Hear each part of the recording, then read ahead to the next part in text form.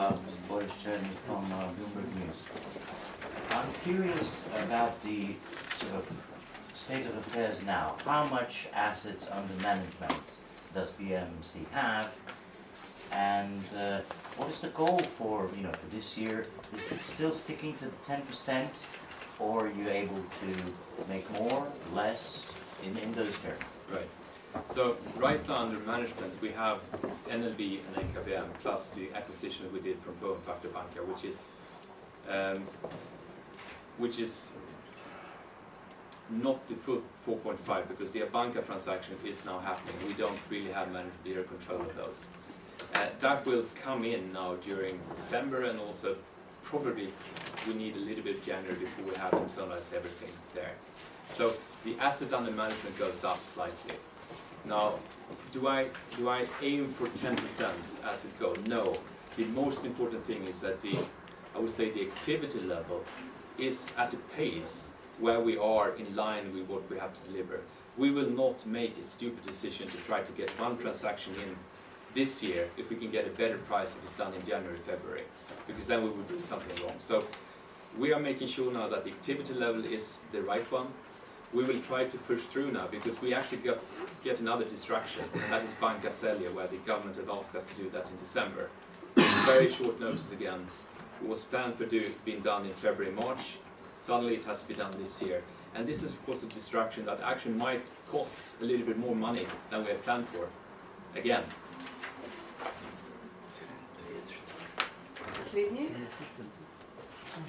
Ok, bomo začeli tukaj.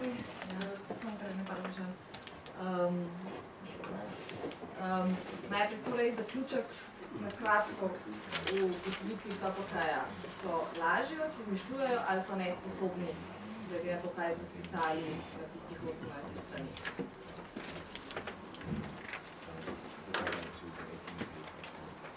When it comes to the descriptive part, I think there is some factual mistakes. There's some omissions of what we think is key facts. And I think there's opinions which are, I read them as negatively biased, I have to admit. I actually have a great respect for the Commission as such, because what they do is very important. When it comes to the conclusions, we went through them, and we would like to have more recommendations in terms of what I can actually do differently going forward in order to improve the operation and make sure we never become corrupt. So there I'm a little bit disappointed. I mean, for instance, jointly setting up a training program where we make sure that we can install and instill the values necessary to prevent corruption. That have been great to actually have a cooperation around with CBC. Or ensuring that, as you know, we are not allowed to participate in a transaction where somebody who caused a big loss will buy back the asset at a discount. So we, of course, have to check with public sources to make sure that there is no connections to the owners. However, this can be bypassed if you're using a third party and so on. And we don't have the means of an MPU to check that. So how do we make sure that that is not done? We, of course, request a declaration from the buyers that they are not connected to it. But how can we really check that? And that, to me, would be one great area where we jointly could figure out a system where we can help to address these things, because people can bypass things and we can't sort of control that. We don't have the means for that. So that would be another area where I think, I would welcome basically how we jointly can figure out the best way to do that going forward. We are making sure that we're not becoming an organization that would be influenceable by outside parties, and that we will not compromise on. But regarding the conclusions, I'm not sure. I mean, their conclusions come out with that they think that a two-tier board system would be a better system. I can't comment on that. I can only see that there are numerous of examples of two-tier board system in Slovenia which has not sort of been, by that, being protected from corruption. I think actually the independence of the board that was set up now 3 governments ago, that has been kept independent since, is probably a better way of making sure that we are not influenced by the wrong interests. rekli ste, da so bili negativno pristranski, kaj to pričakujete od računskega sodišča, ki se je še bistveno bolj poglobilo z bistveno več ljudmi in težko boste rekli, da so dve različne organizacije, če slučajno pride do takšnih zadovoljitev negativno pristranskim ravno do vas in ne sprejemate pripomb na vaše delo. Kar ni pritisk, pripomba je nekaj drugega kot pritisk.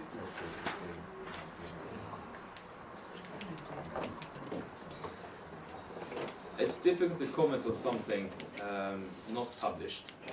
I think it's unprofessional to do so. And I saw there was a commentary made by the Court of Auditors, which I think is actually, it's of course harming us, BMC, but I also think it's harming an institution such as the Court of Audit to comment on things which are not public. So that would be my first thing. I do expect the Court of Auditors to come up with suggestions and findings which we can act on and make sure that we are becoming better. Their mandate is to make sure that they review and audit our operations every year in order to make sure that we can actually find improvements and act on them going forward. I am more afraid of how this is going to be misused, if I put it that way, in the general public in order to create some sort of further discreditation of BMC. I think the truth is that, as I just explained, could you with hindsight, perfect hindsight, done this more effectively and not spend some of the funds? And I you know, yes, if you look at the system, all the stakeholders, we could probably have figured out a better solution for doing so. But I'm sure there are reasons for why it was done in the way it was done. I think Court of Audit will address the whole system such as that. They're not only looking at BMC, if I'm informed correctly. I also think that when you look at the legislation and the regulations, there are quite a lot of, I would say, issues we had to deal with where there was a lot of uncertainty around how things should be applied or which regulation actually supersedes which, because there were certainly conflicting ways. And I think I would expect the Court of Audit to identify many of these and point them out. I'm pretty confident that, since I know that we are not corrupt people, we have the right values in the organization, I'm actually not afraid of the findings as such. But I'm afraid of how it will be misused, if I put it that way. And this is something that concerns me deeply. Dajmo malo priložnost, še povem, pa pridemo nazaj, še naslednji krok. Tu pa tukaj, izvolite, še predstavite se, prosim. I have a question. You said there's certain interests there to get you under control, basically, to exert influence. There are many cases, restructuring cases, in which you have not been on the same page as the state. So there's the case of Timos. There was statements recently made by a central bank official indicating that they weren't very happy with the way you were handling certain cases. How would you respond to that? Especially first of all, I think this is the key thing. That's a very good question. This is really why we have to be independent. That's correct. The government did not support basically that we took the action around conflict and public settlement. Now with the results that we actually succeeded with that, I think they're quite happy that we actually did it. So in the end the results count. Bank of Slovenia was not happy because we did not keep the suppliers out of the equation. We had to make the trade-off between actually hurting the suppliers, which you don't want to do because they are very important to the system. But if the choice is to let this company go into bankruptcy, this is the hard choice we had to make, and I think we did the right choice. Now, if we are perceived even as being managed by the government, everything we do will be considered as potential state aid by Brussels, which means that everything we would then do could be declared illegal and had to be reversed. This is why I'm sending also a message that we will not accept any of that, because then we can't do our job, and we can certainly hurt the economy more by being in that situation than I think people would actually realize at this point. So this is also why this is so incredibly important. We still need the DG Comp's approval of the CMOS debt to equity swap. And if we are not treated and seen as an independent body, even if we are right that this is based on purely commercial terms and could be justifiable, it can be perceived differently, and then we don't know what the outcome would be. And that is also something that concerns me. Okay. Also, if I can just continue, I have a question.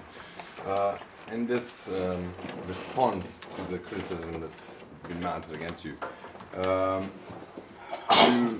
you set out a few examples of how you've handled cases. Now, last year we sat here, and I think I asked you whether you would comment on cases as you handled them, and you said that that would not be your strategy because you want to stay independent on one hand, but on the other hand, the problem is the public doesn't know what you're doing, and it's much easier to basically comment on something that, you know, to attack on something that no one knows what's going on. So why have you decided now to give these cases? Well, previously I hope you'll find that what you have in there is a description of what we have done, not what we will do. And this is, to me, the big distinction. It can be difficult for us to actually comment and commit publicly to what we will do in a situation where we're in negotiation. But it might not be the wisest thing to do. To give an example of, for example, Shupatsa, you didn't comment at the time when this was going on, when you could have. I mean, basically everyone cast you in a bad light. It was you who decided to send a company into bankruptcy. It was you who threatened the winter season, the skiing season, and you did not respond until today. This was your first official comment. Why? It's not really correct. We did actually, but I think the message that we had didn't really sort of make it through. I think a lot of the other messages around that. This was in the midst of an election up in Maribor. It was a very political question, of course. And in the end, we are, of course, mainly focused on making sure that we create results that we do, not that we are considered as the guys that actually did it. That, you know, we are not here actually to be liked in that sense. We are, of course, very aware of the situation where if the public opinion against us makes it impossible for us to continue, then we have failed. So we need to address that, and that is also the reason why we're now being much more open about the cases and the actions that we've done, not what we intend to do. Naslednje vprašanje je I have 2 questions. Firstly, so you deny or you don't consider any conflict of interest with you hiring your own company to basically consult you for 3.7 million euros. The second question is, you were mentioning that BMC has a plan to return all the investment with 8% interest. Is that on the 203 million?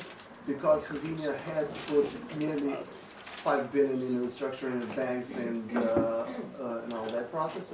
And what's your plan on ROE on that investment? And the third question is... I need to stop you there, because otherwise I'll lose track. Okay. So, did I employ my company and had 3.5 million euros with revenues of my company? Is that the question? Do you see any conflict of interest in hiring your own company to consult you? Well, I have to say that, first of all, I did not hire my own company. If we rewind basically to where I came on board, the non-executive directors found me and employed me as a temporary, but also part of an engagement with Courts and Company. So I was a part of Courts and Company when I started work here. So I never hired myself. I could never do that. And I have to be very open. I have never hired Courts and Company. We have then used Courts and Company, BMC, going forward. And when we have evaluated basically continuations, so different aspects of that, Courts and Company won those assignments after an evaluation done by the board in order to make sure that we got the best resource for the best price that could give basically what we want. That is the reason. So it was Courts and Solomon Cooper that we selected among the other bidders, contestants for that. And that was done, I would say, in a very appropriate way, since we knew that this could be, as you are stating it could be misunderstood as I was involved in hiring my own company. Being the owner doesn't have anything to do with it. So, me being an owner was the following then. I had just recently joined Courts and Company when the first time I met the now chairman, I was not having any clients, so I was open in order to take this on. I had, as part of my employment contract, an obligation to provide equity in Portsmouth Company, and that happened during the summer, later on, as part of the employment contract. That gave me an equity stake of less than 5% in the partnership, which is a quite common situation in the professional services firm. And then, before I sort of came back now and took on the position, I of course made sure that I cut all the connections and sold the equity stakes I had in Portsmouth Company. So I have no affiliation at all with Portsmouth Company. So you're not the owner anymore? I am not. Okay. Second question is, what is your plan of ROE with the whole Yes. the whole asset balance sheets that you have? See, you're asking me how can I as BMC and my organization make sure that NLB, NKBM and Avanca return the equity investment that the government has done in there. And then some. And then some. See, I don't have that. The ownership function of BMC taking on the instruction of the banks was lifted out, as I explained, which we had prepared for doing, but that is no longer part of the mandate we have been asked to do. So the investment that I've done in the banking system, the 2.7 billion, that is actually now something that the banks has to take responsibility in terms of returning that money to the taxpayers. I can't do that because I don't have any means in order to influence the decision making in the banks, of course, given the mandate we have. So I can only take responsibility for the investment that we all have done in BMC, which is the 203 million. And there we have a plan for that. But you know, we are not miracle workers in that sense. We cannot now take on the ownership function, which actually now fully falls on the government to do, and make sure that there is a return ROE on the investment done in the banking system. But you have taken items off the balance sheets of the banks and took it onto your own balance Correct. sheet. And that is, as we said, 1.5 billion euros. Yeah. So what is your plan on optimizing the ROE on this investment? As I said, the results will be that we will return. That's a good point. I see where you're coming from. So we have equity of 204. That is basically what the government has paid in. To buy the assets that we then had to buy, the 1.5, we had to issue loans for that. We had to take loans for doing that. And we have to pay interest to the banks for doing so. So first, we have to, of course, make sure that we generate enough money to pay down the loans, pay back the loans, and pay the interest to the banks we have for that. And then we have to additionally generate 203 million, and then 8%. So we have to generate money for all of this in order to achieve basically the return on equity. First, of course, we have to pay back the loans and offload that obligation, and then we return equity. So that is the plan. We will take on and basically generate all the money back. The ones that we have taken loans for, of course, we pay back loans here. We'll start with that in this country. And then we pay back the equity, the investment into us. And the third question, just one, it's a short Um, question. Do you plan to sell projects like Nocturno and odgovori in one single package, or do you intend to parcelize them and sell them separately by units? Yes. So this is again, you're asking me what we will do. Yes, of course. So if I jump forward, what do I think we will leave behind instead in terms of real estate? I think we will have done exits, parcel by parcel in some cases. I think when we're done here, we will also have packaged some of the real estate into something which are easily for other people to invest in, that has a specific risk-return profile. For instance, if you think about the tourism sector, the hotels, in most other more, I would say, developed hotel markets, there is a distinction between the operators that operates the brands and the actual real estate owner of a hotel property. Usually you see different people want to invest in these different things. So it's not the same investor who actually want to have the actual real estate with the hotel and the operations. So there might be potential for us to package the assets we eventually will get in investment vehicles and sell them or list them on the stock exchange, as has been done in many other countries. That usually is sort of the legacy of a PLC. There will be a number of real estate companies as a consequence of that. And that we will look for opportunities to do, all in order to optimize the value. Next question. Naslednje vprašanje Vesna, potem pa Dela. I would like to ask Prej je you, že. in the beginning of this conversation you said that there are people that want to discredit you or BMC. I would like to know who are these people, first question. So would I. Just through media, do you think that are, I don't know, ex-owners? Your idea, who wants to discredit you? And what would be their income of that? I think actually that is the question that you should ask. When you get a report leaked, it is not because somebody just wants to leak it. I think that we all should ask the questions, why and who benefits? Okay, the second question is, what do you think about government suggestion? They said that they will lower your salaries and your benefits. Yes, so first of all, I'm not employed by the government, I'm employed by BMC, and I have a board, which is basically my employer. So the discussions around sort of my compensation is actually between me and the board, and not something that I would discuss with the government directly, nor would I actually do it through media. But there is a remuneration policy that the government has implemented.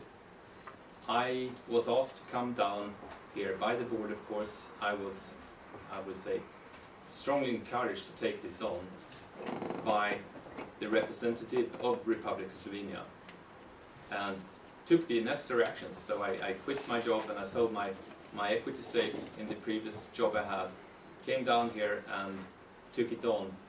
And the basis for that agreement is, of course, an employment contract. I could not do this unless I felt I had alternative. I cannot be dependent on this fully. And then I would not be able to do what I do here. Then I would be, you know, also at the risk of being influenced and being too careful. But the discussion between, you know, my employment and my remuneration is something that I have with the board. Just a sub-question. Is it true that you had a conversation with the government regarding your salaries in the board, and that you threatened to leave the BMC if they lower your salaries? Is that true? First of all, I mean, there's been no discussions with the government between me and so regarding any remuneration. Well, what I have said, and very clearly, and I repeat this message, is that first of all, BMC has to be independent and has to have a board which is independent, and that independence we cannot compromise on. The second point is that I cannot lend my name, neither could some of the other board members, in a situation where we felt we were politically influenced. And I could never take this on and stand there and say that I would deliver 200 million plus 8% interest unless I had the opportunity to actually build and attract and keep the necessary competence and team in order to do so. So if those things are not there, I cannot do my job, and if I can't do my job, I wouldn't do it. Do you see any reasons to resign? If I see any reasons to resign, not today, no. Naslednje vprašanje, Delo. Hvala, že Vesna vprašanje. Še kdo? Naslednje. Rekli ste, da ne morete z dotiskanjem in z nizko plačo dosegati nekih rezultatov in donosov. Kaj pa, če po poti ne dosežete rezultatov in ne dosežete donosov, kakšna bo torej vaša na drugi strani kazen ali pa ne? Kako boste potem upravičevali to, če ne dosežete vsega, kar hočete?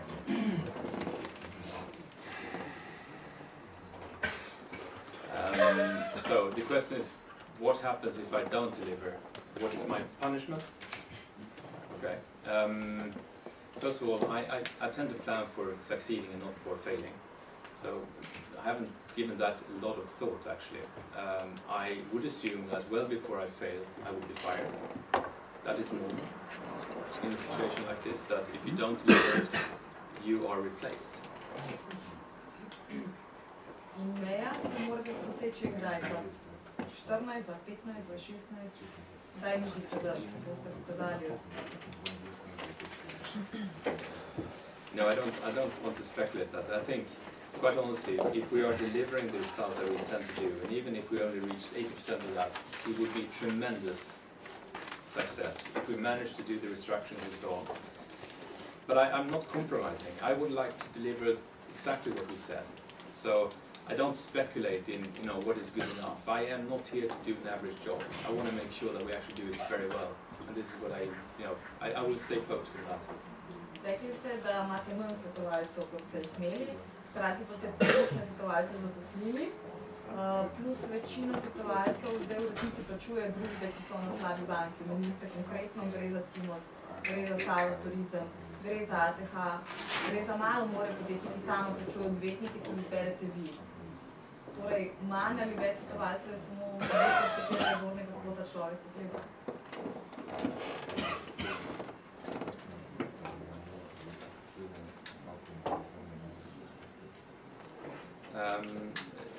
Okay, so did I understand correctly that since there are consultancy used in the companies we are working with, the amount of consultancy spend is the same, and we are causing that? Is that correct? Is that sort of the question? No, because you have less consultants, but Yes. 3 of them you just employed. The others are actually paying the firms that are on, like Cimos, like Sava Turism, like ATH. They're paying their own consultants, which you hired, you wanted, but they're paying, which means you don't have less consultants. Okay, I see You your pay point. Right. differently. But there are two things here. One is, yes, it's correct that some of the employees we have a consulting background, and I think I covered that. I think it's a more cost-effective way of actually engaging them. So I'm quite happy with that. The other one is the need for consultancy in the restructuring companies, where we, as one of the creditors often, would have a view on what type of need the management should put in place in order to make sure that the restructures are successful. It's correct that we are always asked when we have a role to have a view on that, but again, the ultimate decision usually is with the responsible for the operations of the business, which is the management board of the company. So they take the decision on using those things. Sometimes we are sharing some of the costs, especially if there is a sales process where we use advisors sometimes for that, and we, as a part of the credit committee, might bear some of that cost. But we are not. Again, there is no conspiracy here where we are trying to feed consultants and have some kickback of that in order to make some, I don't know what we are actually implying here. We think that what is required to make sure that we do restructuring, we make sure that either we or the management board make sure that they have the resources to do what's required in order to, in the end, optimize the value of the business and make sure that we can make as good exit as possible. That is the only reason why we do it. If it could be done in another way, we would certainly look into that as well. But this is the only thing that guides us. Let's make sure that we succeed with those restructurings and do the necessary things as required. Sometimes those resources are not present within the businesses, then we have to look for it elsewhere. Okay, naslednje vprašanje, izvolite. V Sloveniji je velik problem zagotavljanja sledljivosti sprejemanja odločitev. Vi ste rekli, da to počnete. Na kakšen način ste torej, mogoče sem vas kaj pravila, ampak izbrali Kvarc in druge svetovalce? Je to z javnim zbiranjem ponudb, je to s pošiljanjem ponudb? Na kakšen način torej? Ali je to dokumentirano in lahko tudi mogoče mi ti pridobimo? Okay, so it was documented. It was not a full public procurement process because we have an exception in the law for actually not having to do that, and we have therefore done it in a quicker and more, basically in a quicker way. It does not mean that there's been any compromise in actually making sure that we evaluate the different offers appropriately. and we made the documentation on that quite clear how we came to the decision of choosing the ones we did. It is part of the board documentation, the board minutes. It has been provided to CPC and the Court of Order. I don't think I can actually release that to the public, because we are talking about something that we then have to have an okay from all the parties that actually submitted this.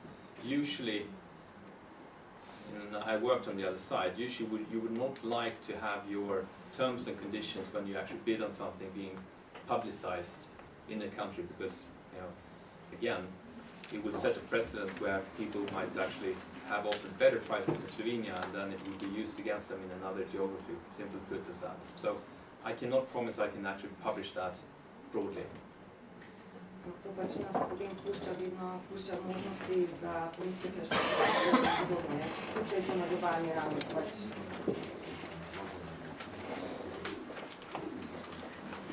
There is always room for speculating, and unfortunately I think it's overused here.